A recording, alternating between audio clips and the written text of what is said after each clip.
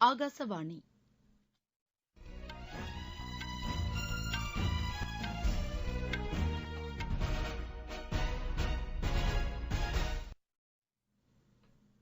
செய்திகள் வாசிப்பவர் மிருதுளா.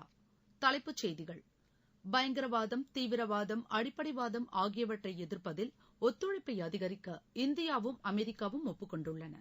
பயங்கரவாத எதிர்ப்பு ஒத்துழைப்பை மேம்படுத்துவது பற்றி இந்தியாவும் அமெரிக்காவும் பேச்சுவார்த்தை நடத்தியுள்ளன. ஆப்கானிஸ்தான் நிலைமை குறித்தும் இரு நாடுகளும் ஆய்வு செய்தன. பிரதமர் நரேந்திர மோடியை வாஷிங்டனில் 2 அமெரிக்க அமைச்சர்கள் சந்தித்து பேசினர். பாகிஸ்தானில் உள்ள ஹிஸ்புல் முஜாஹிதீன் தலைவர் சையத் சலாவுதீனை சிறப்பு குறியீடு உலக பயங்கரவாதியாக அமெரிக்கா அறிவித்துள்ளது. தனியார் வங்கிகளில் ஊழல் குற்றச்சாட்டுகளை விசாரிக்க மத்திய கண்காணிப்பு ஆணையத்திற்கு அதிகாரம் அளிக்கப்பட்டுள்ளது. உலக ஜூனியர் ஆடவர் துப்பாக்கிச் சுடும் சாம்பியன் போட்டியில் இந்தியாவுக்கு 25 மீட்டர் ராபிட் ஃபயர் பிஸ்டல் குழு பிரிவில் வெண்கலப் பதக்கம் கிடைத்துள்ளது. இனி விரிவான செய்திகள். பயங்கரவாதம், தீவிரவாதம் மற்றும் அடிப்படைவாதம் ஆகியவற்றை எதிர்ப்பதில் ஒத்துழைப்பை அதிகரிக்க இந்தியாவும் அமெரிக்காவும் ஒப்புக் கொண்டுள்ளன. பிரதமர் திரு நரேந்திர மோடி அதிபர் டொனால்டு டிரம்பை நேற்று இரவு அதிபர் மாளிகையில் சந்தித்து தூதுக்குழு நிலை பேச்சுக்களை நடத்திய பின் வெளியிட்ட கூட்டறிக்கையில் பயங்கரவாதத்தையும் அதற்கான புகலிடங்களையும் அகற்ற உறுதியேற்றனர். பயங்கரவாத அமைப்புகள் தொடர்பாக உளவு தகவல்களை அதிகரிக்கவும் இரு நாடுகளும் உடன்பட்டதாக திரு மோடி கூறினார். இந்தியாவின் முன்னோடி திட்டங்களில் அமெரிக்கா மதிப்புமிக்க கூட்டாளி என கருதுவதாக அவர் கூறினார். வர்த்தகம், வியாபாரம், முதலீடு ஆகியன ஒத்துழைப்புக்கான முக்கிய பகுதிகள் என்றார் அவர். புதிய இந்தியாவுக்கான தொலைநோக்கு, அதிபரின் அமெரிக்காவை மீண்டும் முக்கிய சக்தியாக மாற்றும் நெடுநோக்கும் இரு நாடுகளுக்கிடையே ஒத்துழைப்புக்கான புதிய பகுதிகளை திறக்கும் என்றார் அவர். தாம் நடத்திய பேச்சுக்கும் இந்தியா அமெரிக்க இருதரப்பு உறவுகளில் ஒரு முக்கியமான அத்தியாயம் என்றும் அவர் கூறினார். கடல்சார் பாதுகாப்பு ஒத்துழைப்பை அதிகரிக்கவும் இரு நாடுகளும் ஒப்புக் கொண்டதாக அவர் கூறினார். அதிபர் டிரம்ப் தமது உரையில் பயங்கரவாத கொடுமைகளால் அமெரிக்காவும் இந்தியாவும் பாதிக்கப்பட்டுள்ளதாக கூறினார். இரு நாடுகளிடையே இப்போது உறவுகள் மிக வலுவாகவும் சிறப்பாகவும் உள்ளது என்றும் இந்தியா அமெரிக்காவின் உண்மையான நண்பன் என்றும் கூறினார்.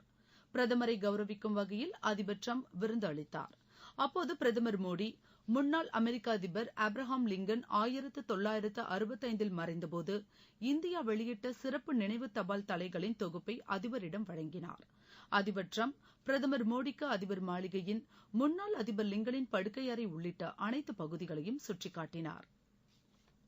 இந்தியாவும் அமெரிக்காவும் பயங்கரவாத எதிர்ப்பை ஒத்துழைப்பை வலுப்படுத்துவது, ஆப்கானிஸ்தான் நிலவரத்தை ஆய்வு செய்வது குறித்து விவாதித்துள்ளன. வாஷிங்டனில் பிரதமர் மோடியை 2 உயர்நிலை அமெரிக்க அதிகாரிகள் சந்தித்தனர். அதிபருடன் சந்திப்பதற்கு சற்று முன்னதாக அமெரிக்க வெளியுறவு அமைச்சர் ரெக்ஸ் டில்லர்சன், பாதுகாப்பு அமைச்சர் திரு ஜிம் மேட்டிஸ் ஆகியோர் பிரதமரை தனித்தனியாக சந்தித்தனர். இந்த பேச்சுக்களில் பயங்கரவாதம், ஆப்கானிஸ்தான், ஆசிய பசிபிக் மண்டல நிலவரம் ஆகியன இடம்பெற்றன. இப்பேச்சுக்கள் குறித்து செய்தியாளர்களிடம் பேசிய வெளியுறவு அமைச்சக செய்தி தொடர்பாளர் திரு கோபால் பாக்லே, டில்லர்சன் உடனான பேச்சுக்களில் பயங்கரவாதத்திற்கு எதிரான ஒத்துழைப்பு முக்கிய இடம்பெற்றது என்றார். தமது பேச்சுக்களில் மேட்டிஸ் ஆப்கானிஸ்தானில் அமைதி, ஸ்திரத்தன்மை ஆகியவற்றை கொண்டுவர ஒத்துழைப்பது பற்றி பேசினார் என்றும் ஆப்கான் பிரச்சினையில் இந்தியாவின் பங்கினை அவர் பாராட்டியதாகவும் பாக்லே குறிப்பிட்டார். அமெரிக்க நிகழ்ச்சிகளை முடித்துக்கொண்டு பிரதமர் திரு நரேந்திர மோடி இன்று நெதர்லாந்து செல்கிறார். நெதர்லாந்து பிரதமர் திரு மார்க் ரூட்டேயை சந்தித்து இருதரப்பு உறவுகள் குறித்து ஆலோசனை நடத்துகிறார். முதலீடுகள், வர்த்தகம், அறிவியல் மற்றும் தொழில்நுட்ப ஒத்துழைப்பு மற்றும் கலாச்சாரம் போன்றவற்றில் பரிமாற்ற திட்டங்கள் குறித்து அவர் ஆலோசனை நடத்தவுள்ளதாக நெதர்லாந்துக்கான இந்திய தூதர் திரு வேணு ராஜாமணி தெரிவித்துள்ளார். பாகிஸ்தானில் உள்ள ஹிஸ்புல் முஜாஹிதீன் தலைவர் சையத் சலாவுதீனை சிறப்பாக குறிப்பிடப்படும் உலக பயங்கரவாதியாக அமெரிக்கா அறிவித்துள்ளது. பிரதமர் மோடிக்கும் அதிபர் டிரம்புக்கும் இடையே முதலாவது சந்திப்பு நிகழ்வதற்கு சில மணி நேரம் முன்னதாக அமெரிக்கா இந்த அறிவிப்பை வெளியிட்டது. அமெரிக்காவின் இந்த நடவடிக்கையை வரவேற்றுள்ள இந்தியா, 2 நாடுகளும் பயங்கரவாத அச்சுறுத்தலால் பாதிக்கப்பட்டுள்ளன என்று வெளியுறவு செய்தி தொடர்பாளர் கோபால் பாக்லே வாஷிங்டனில் செய்தியாளர்களிடம் தெரிவித்தார். இந்த நடவடிக்கை நீண்ட காலமாக தெரிவித்து வரும் காஷ்மீர் பதற்றத்தின் பின்னணியில் எல்லைக்கப்பால் இருந்து வரும் பயங்கரவாதம் உள்ளது என்ற இந்தியாவின் கூற்று நிரூபிக்கப்பட்டுள்ளதாக அவர் கூறினார். சையத் சலாவுதீன் தலைமையிலான பிரிவுகள் பாகிஸ்தான் மற்றும் பாகிஸ்தான் வசமுள்ள காஷ்மீர் பகுதியிலிருந்து செயல்படுவதாக அவர் கூறினார்.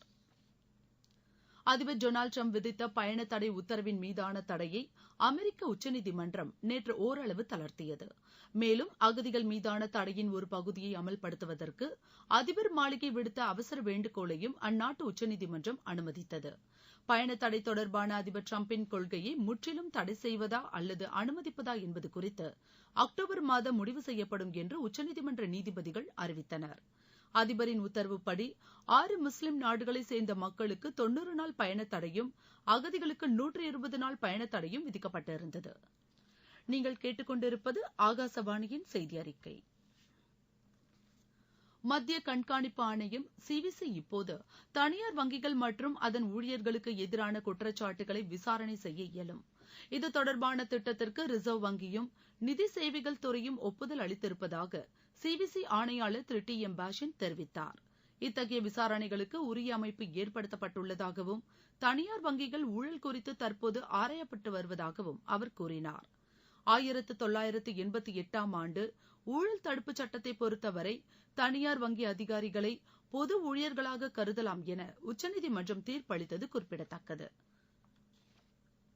தமிழகத்திற்கு நீட் தேர்விலிருந்து விலக்கு அளிக்கப்பட வேண்டும் என்பதே மாநில அரசின் கொள்கை என்று பள்ளிக் கல்வித்துறை அமைச்சர் திரு கே ஏ செங்கோட்டையன் தெரிவித்துள்ளார்.